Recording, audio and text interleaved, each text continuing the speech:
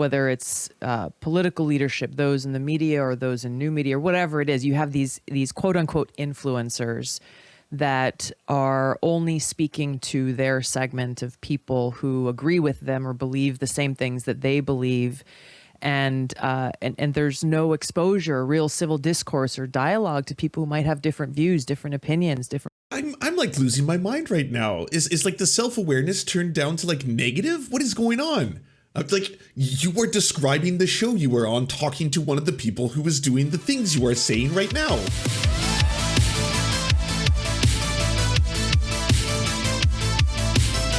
Oh, I don't know if I'm ready for this. Trump supporters storming the Capitol, reactions, Tulsi Gabbard and Dave Rubin. High-level ideas. The turf and the twat. Gosh, months ago was maybe one of a few people who warned of civil war if we continue down the path that we are on.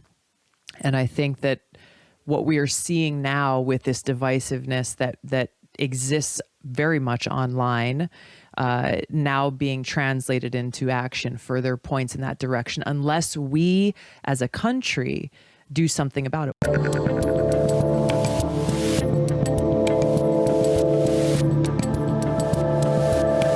Joining me. If that's her home setup, I mean, she is set up to stream. She could be doing turf streams, because that's a high quality camera. Is an Army veteran, a former Democratic U.S. presidential candidate, and now former Congresswoman, Tulsi Gabbard. Welcome back to the Rubin Report.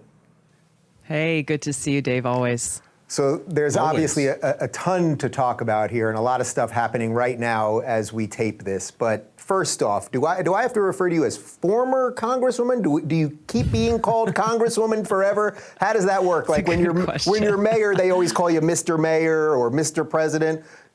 Are you Congresswoman Tulsi forever, even though you've stepped away? I think so, but I don't know the answer to that. My staff, former staff asked me that yesterday. I was like, you know what? I actually don't know the answer to that, but Tulsi is always great. Tulsi will work. Okay, so yeah. Look, we're taping this right now as the Capitol is literally being stormed. I mean, that is happening right now. I know you were seeing it right before we started, just as I was. I wasn't planning on starting here, but what do you make of what's going on right now? I mean, it's heartbreaking to see this happening at our nation's capital, but it is also indicative. This is a symptom of much deeper issues and challenges that have been stewing for a long time and a lot, especially as of late over this last year. You know, where this conflict culture that we have seen growing in our society, whether it's online and now it's being embodied or actioned offline, it results in something like this. And so you've got to look at what's driving this, what's fueling it. You can look at politicians, political leaders who are more interested in fueling fueling divisiveness, riling people up for their own personal or political benefit. Someone that I was really hoping they were going to do this with this like cut screen, because I was like, then it's like it's her staring at him, and it's like, and you, Dave, you've been doing it. Look at your fucking catalog. Like every other video is like Trump, election fraud. It was stolen from you, your country. I'm worried about America. What's happening to America? Are we losing our country? Are we losing democracy? Do you think that had any effect? It's hard to tell, really. How could this happen, Tulsi? You see these big tech monopolies and Facebook using their algorithms and social media to continue to push and put fuel on the flames of this divisiveness. Well, you see what is happening here. That's like complimenting the people who spend money on his ads. You're basically complimenting like the Koch brother. It's like, Dave, your videos keep popping up, and then you keep making people angry, and you keep talking about election fraud, and it's working. Today, at the United States Capitol, before our very eyes, is the manifestation of that. That is the symptom of these deeper problems. And from a leadership perspective, I think this is where you've got to look to the kind of leadership we need but don't have in this country right now, which is leadership that puts the well-being of the people and country before themselves, before political power, before their selfish ambition. Are you kind of shocked, as someone that was in the government, that just not only our leadership in terms of government, but our leadership sort of across the board, our academic leadership, our intellectual leadership, you know, there's podcasters and stuff like that, but that we don't have sort of like a trusted group of people anymore that kind of bring us together across the board. It almost just simply doesn't exist anymore. I think that's right. And I think that it's become such a segmented... You think he just said nonsense. That's not a real sentence. That's not real statements. That's just vague platitudes. We don't have things that bring us together anymore. How could this happen, right? I think that's exactly correct. You've really said good things there. Good things, Dave. And how about this freeze frame? I'm sorry, this one has to join the wall as well. That's a fantastic moment in time. Whether it's political leadership, those in the media or those in new media, or whatever it is, you have these quote unquote influencers that are only speaking to their segment of people who agree with them or believe the same things that they believe. And there's no exposure, real civil discourse or dialogue to people who might have different views, different opinions, different. I'm like losing my mind right now. Is like the self-awareness turned down to like negative? What is going on? Like, you were describing the show you were on, talking to one of the people who was doing the things you are saying right now. That's what's happening in real time.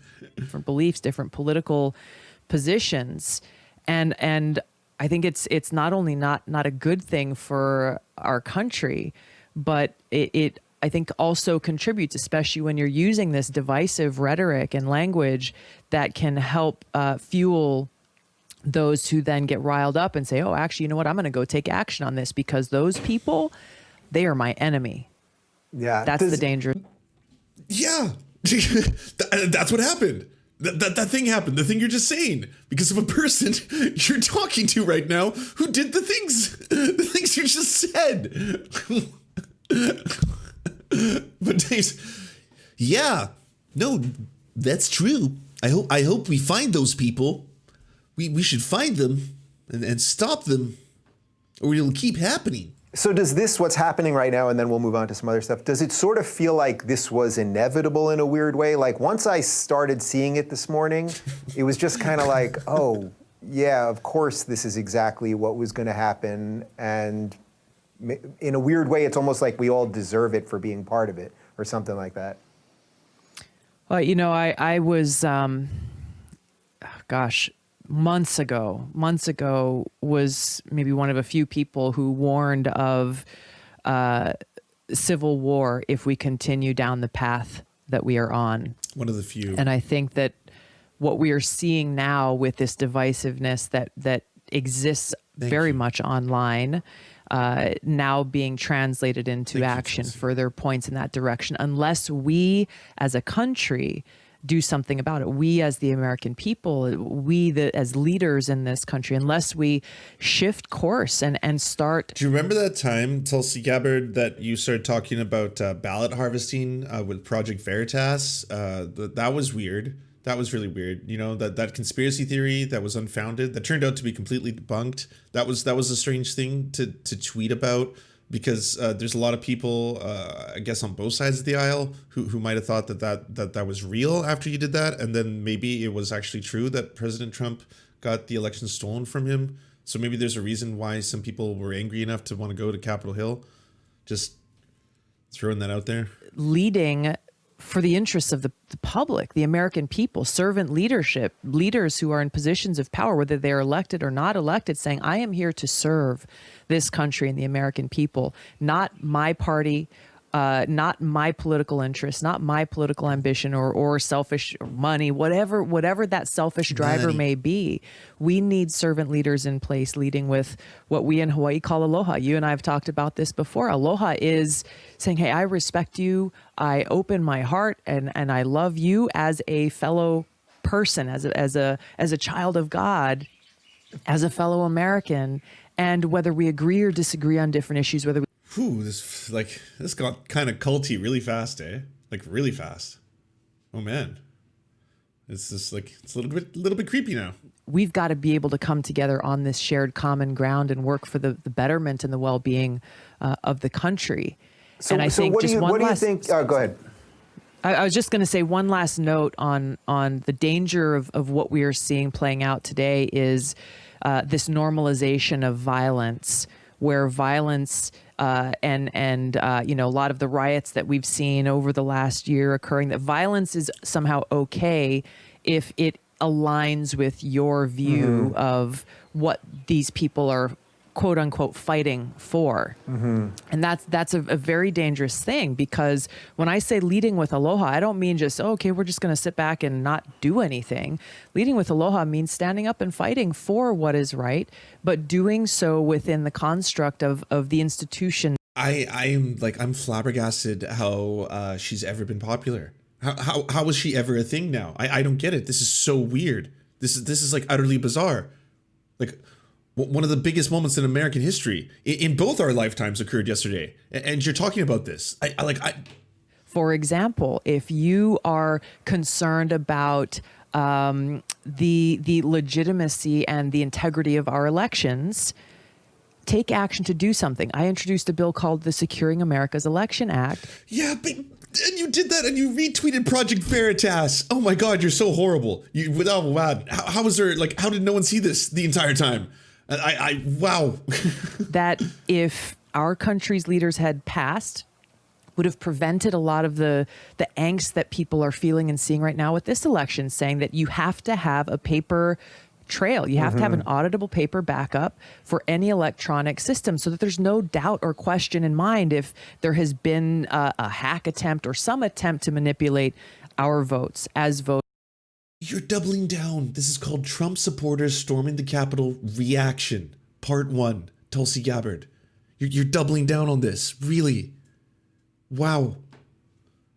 So it's like you, Ted Cruz, and like a very small amount of people. If all of these people in Congress, Democrat and Republican, had taken that issue seriously and passed that legislation, those who are now saying, hey, we have to stand up for the integrity, why didn't you do something about it before?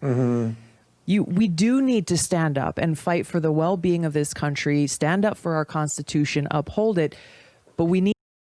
Like, the number of demonstrable amounts of voter fraud that have actually occurred, that like have been certified, is so minute. This is such a non-starter. And I don't know anyone else. Is there people in the Democratic Party who are saying this? This is an entirely right-wing talking point. Well, I'm sorry, they've all been right-wing talking points so far. I've yet to hear like the liberal spin on any of this. Need to do it in a way just like, you know, her and Dave Rubin, a couple liberals sitting down to talk about these issues, to talk about the insurgency on Capitol Hill. They haven't said not once riot, terrorism, like democracy being paused. That is constructive and within the institutions that have been set up in this society that is America. So I have no doubt that probably every single person watching this right now is agreeing with you and going, okay, that all makes sense. I don't know, chat. We got about 1,000 people here. Are you all nodding and agreeing right now? That makes sense. I mean, maybe I'm wrong. I could be way off base. You could teach me something, chat. What's going on? Oh, every single person.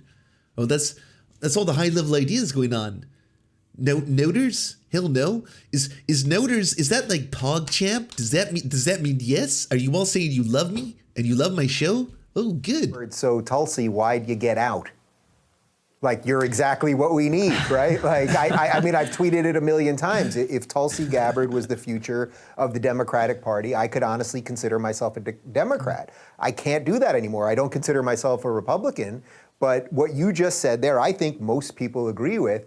Yet at the same time, you are getting out. So tell me about that. I had to make a decision, Dave, and I had to make a decision. Hey, I appreciate the honesty. Schmlulander, she's not my problematic crush, but I appreciate the honesty. Like, she is so hot, I just nod my head. Well, at least you're being honest with yourself. I made this decision last fall of 2019 as I was campaigning for president. It was frankly, a practical decision where I could not both run for re-election to Congress and continue running for president at the same time. And I made the decision to run for president. It was a very serious decision that was well thought through, and I made the decision that to continue that campaign for the presidency because of the grave issues that I was raising in that campaign and the kind of change in leadership that I really believe our country needs. So they've almost all been I'm going to continue to fight. I may not be in Congress anymore as of a few days ago, but I'm going to continue to advocate for freedom. I'm going to continue to advocate for common sense solutions in our freedom, not for trans people. Definitely not for trans people. No. Freedom for cis. That's it. And to continue to bring the truth to the conversations that we as a country should be having. If you're looking for more honest and thoughtful conversations about damn, she is bad. I didn't know how bad, but yeah, she sucks. Well, shame on everyone who was caught in some strange spell, I guess. Like, I don't get it. I don't see the appeal on any level. What lies around the corner? Never knowing who's going to kill you. Are you the next one to be murked? You never know if it's a friend or a foe. If you want to see the biggest names in BreadTube and Left Twitch and Butterthing and I don't know the fucking names anymore, come see Left Among Us. If you want us to advertise your channel or work, please go to weareserfs.com and email us a 20 to 30 second ad, and we'll take it on to the end of one of our videos to help promote your leftist channel or progressive something. Whatever you do.